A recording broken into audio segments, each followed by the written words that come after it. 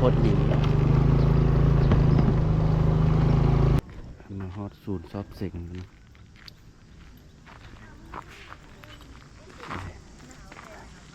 ไอ้น้องก็มาท่าร้ายคนเลยนะ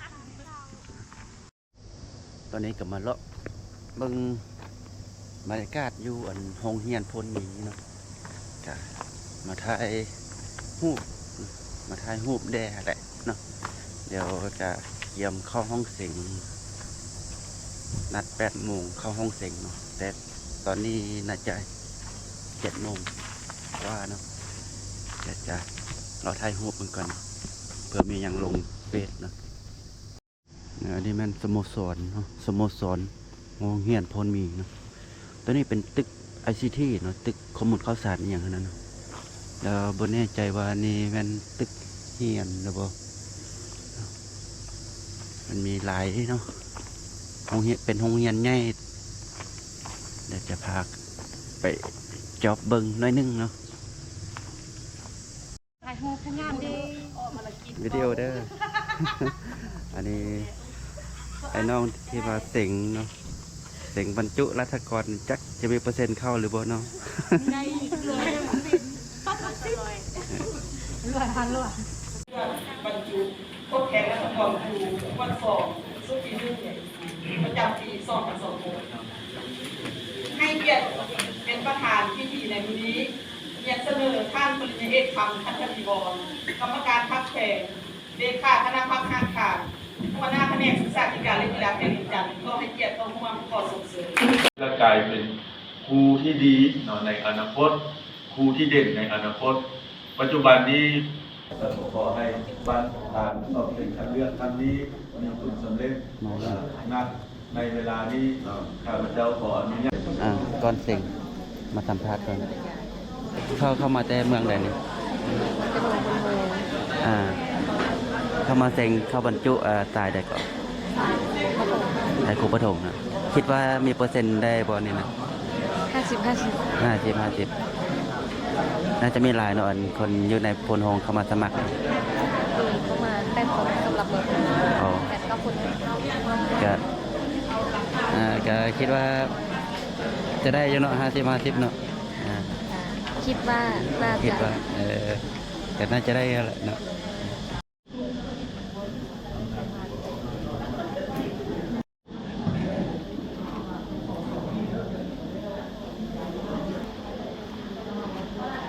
เชียร์ต้นไอ้หมดทุกคนได้แล้วเชียร์อาจารย์ที่นี่นะเราพิจารณาเนาะเราต้องมาทำการไปช่วยอาจารย์เป็นยังไง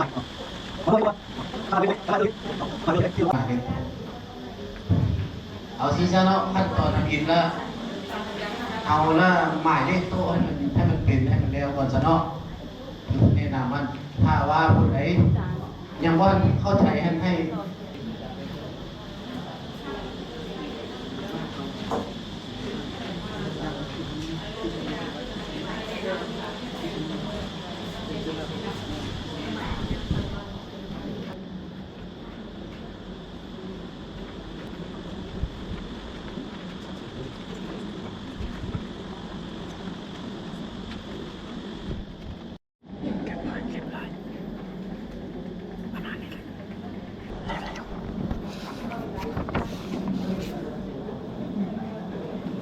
ตั้งใจ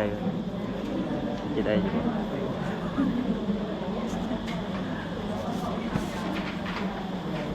แล้วเลยนะนี่ไม้งามเลยโอเคเนาะตอนนี้ก็ออกจากห้องเสียงแล้วเนาะจะรอรุ่นเนาะว่าจะได้หรือเปล่าเนาะต่อไปก็จะเป็นภาคการสอนสาธิตแล้วก็สัมภาษณ์แล้วก็เล่าเนาะวันนี้เนาะแต่จะต้องรุ่นเบิ่งเนาะว่าจะได้บรรจุหรือบ่ห้องต่อไปเนาะวันนี้ก็นั่งท่าเป็นในครูแล้วก็เป็นนั่งเฮียนพร้อมเลยเนาะวันนี้เข้ามาแบ่งเป็น2 ห้องเนาะ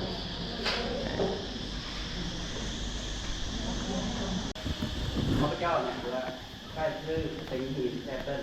อาจารย์นำเรียนอาจารย์อันนี้ในการวอล์กเองเนาะจะมีอยู่ หลายจำนวนเนาะก็คือเราจะบวกตั้งแต่รักหัวน้อยหัวติ๊กแต่ว่า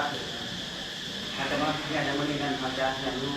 2รักเนาะคือรักหัวน้อยและรักหัวติ๊กหรือว่าจ้างเรื่องขวาไปหาเรื่องใต้แม่น0บวกกับ0จะเป็น0 9เนาะแล้วเอารักหัวติ๊กมาบวกกับรักหัวติ๊กก็คือ1บวกกับ2เป็น 3 3เนาะอันนี้การบวกเลขเนาะเมื่อกี้ก็สอนทดลองไปเนาะกับสอนมั่วใช่ไหมครับ แล้ววันนี้ก็จะเข้าห้องสัมภาษณ์นะครับวันนี้นะ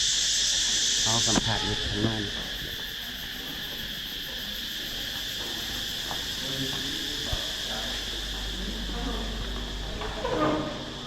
ตอนนี้ก็นั่งท่าสัมภาษณ์เนาะ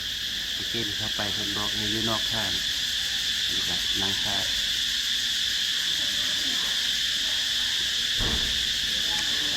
เมื่อกี้นี่สอนสาธิตสอนมวยนี่ไม่ได้สอนดนแล้วก็เลยตื่นเต้นแห้งแล้วก็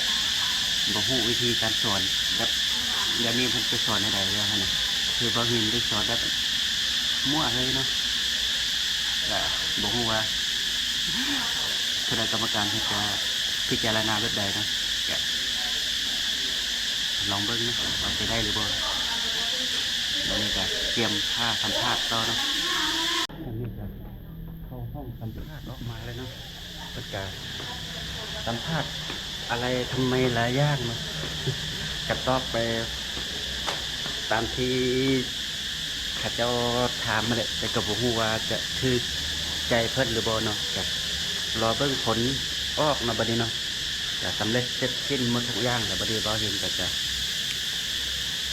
กลับบ้านให้บัดนี้